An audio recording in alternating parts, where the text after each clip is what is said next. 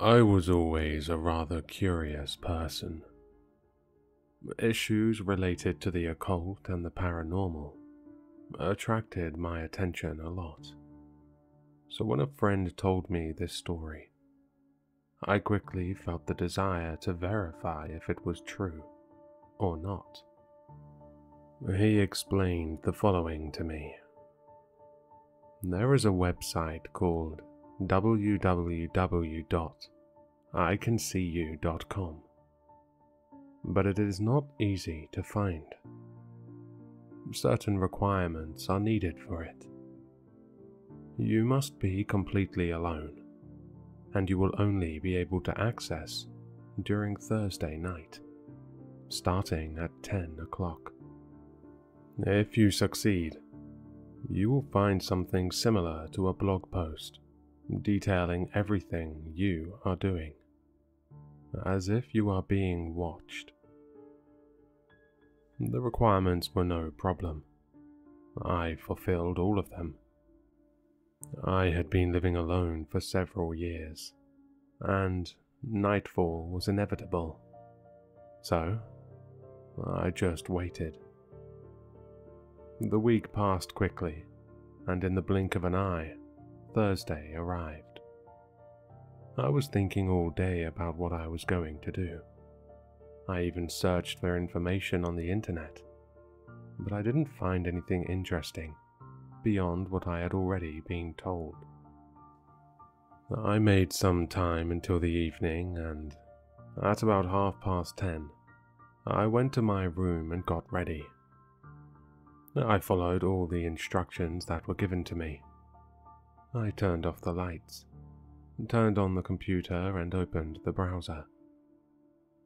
It took me 5 attempts to access the website, but finally, when I was just about to give up on everything, it started loading a page. The design was quite simple, a completely black background and no image. Sure enough, I could see an entry whose title was, "I Can See You." At that entrance, someone introduced himself in a way that, although it was somewhat disturbing, was quite cordial. Good evening, dear visitor. I want you to know that I can see you. I was not quite convinced by what I was seeing. Of course, that feeling of disbelief and skepticism soon faded away. Another small paragraph appeared in the entry. You don't believe me, do you? You have a pretty big window next to your desk. Somewhat surprised, I looked out the window, but I couldn't see anything out of the ordinary. I could see my car parked up, a couple sitting on a bench, and a girl walking her dog. I'm not exaggerating when I say that I spent about 20 minutes looking out the window, but no matter how hard I searched, I couldn't find anything. There was no one who looked suspicious. My attention turned back to the blog, which added another text. If I were in your situation, I wouldn't waste time looking out the window. Have you locked all of your doors properly? And what about the windows? I know it's summer and it's hot, but do you think it's safe to have the dining room window open in your situation? I quickly left my room and headed to the dining room. Sure enough, the window was open, so I closed it. I pulled the latch on the front door. I was so scared that I decided to pick up a knife. I went back into the room. This time I closed the door and, to feel safer, I lowered the blind. a new message appeared. I don't think that knife will be any use to you. I was starting to get tired. What I felt was a mixture of fear and anger. I came up to the monitor and shouted, "Fuck you!" I set out to close the page, but it was impossible for me. No matter how hard I pressed the button, it didn't react. I tried to leave the page, but neither the mouse nor the keyboard would respond. Come on, don't go so fast. The fun hasn't started yet. Desperate, I opted for the simplest measure, disconnecting the computer from the current. At that moment, the little skepticism that was left in me completely disappeared. The computer was still on. The last message that I would receive that night appeared on the screen. The last one really upset me. I had planned to end this a good way, but I see that it will not be possible. I have told you before that the best option was to close doors and windows. But I must confess something.